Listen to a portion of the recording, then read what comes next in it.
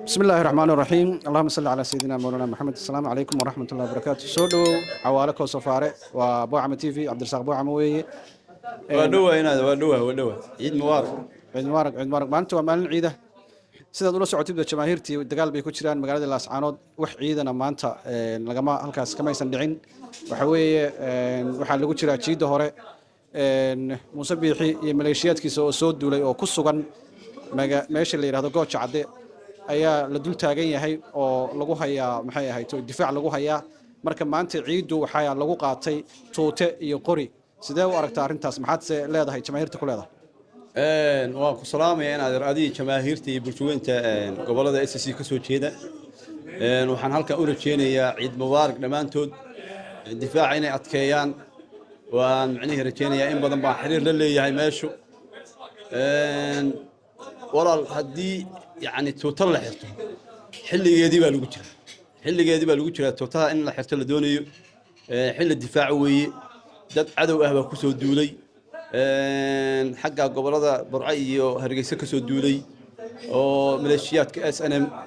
dhul aysan lahayn bay macnaheedu dad ku laynayaan jamaahirtu waxaan u farayaa kartida ay yani meesha ka muujiyeen iyo ragnimada haway aad iyo aad baa macnaheedu ay ugu mahadsan yihiin halkaana waxaan ugu dirayaa hambaliyeen iyo macnaheedu yani intii dhimatayna waxaan leenahay Allah u naxariisto inta yani dhaawacna Allah booga dhago inta noolna waxaan u rajeynayaa guul iyo gobonimo. ما شاء الله aad baad ugu mahadsan tahay magacaaga waxa ku jira magac aad u weyn oo laga yaqaano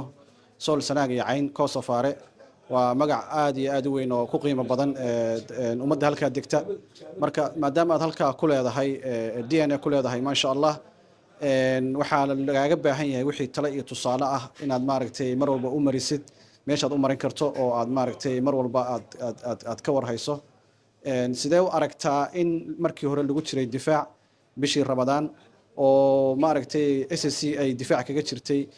maleeshiyaadka soo duulay maanta laakiin ay bilaabayaan offensive ay bilaabayaan weerar ay bilaabayaan oo ay ka saaraan Gooja Cadde ka saaraan sida arrinta u aragtaa in adeeru mar walba waxa weeye difaacu waxa weeye ciidamada marka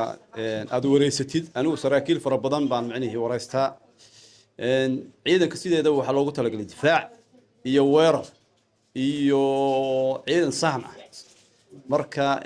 saraakiil fara badan baa joogta halkan waxaan mahad celinayaa dhammaan dadka walaalaha oo noo soo hiiliyay hartiweyne guud ahaan oo yani hiil ka muujiyay halka marka waxaan macnaheedu kaaga sharaxayaa in xaaladdu aad i weydiisay su'aasha i weydiisay xaalad inay tahay military dad fara badan oo saraakiil oo military oo lagu kalsoon yahay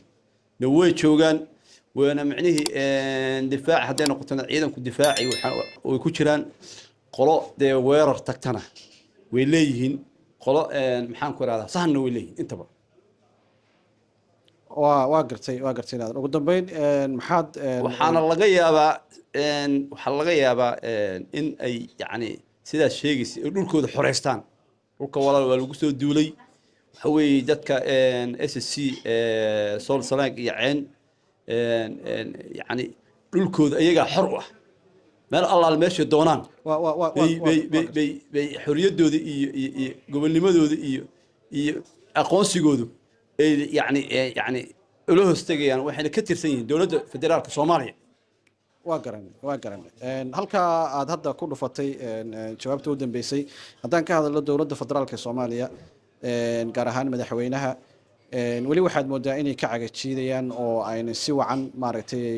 sidii la rabay maadaama dadka Khaatumo State iyo SSC ay u dhimanayaan calanka Soomaaliyeed ayna yihiin bridge-ka isku xira Soomaaliya iyo qolada Soomaalidiidka ah wali waxa muuqata inaysan mudankii laga rabay marin SSC Khaatumo State marka maxaad oran lahayd oo aad shacabkii Soomaaliyeed maadaama uu inagana garab taagan yahay qolada dawladda ah oo haday baarlamaan tahay iyo haday golaha fulinta tahay iyo hadii ay tahay qolada maxay ahayd wasiirada maxaad iyagana fariin u dir lahayd in adeero waxaan fariinta u direynaa yani in ay dadka walaalahood u taagan had iyo jeer u dhimanaya yani calanka Soomaaliya calanka buluuga iyo isku heenta yani gobolada waqooyiga iyo koonfurta in ay maqlaan inay maqlaan waa sidaa sheegtay weeye madaxweyne xasan sheekh dadaalkiisa ma yara aad baan ugu mahad celinaynaa iyo xamsa ra'iisul wasaare in badan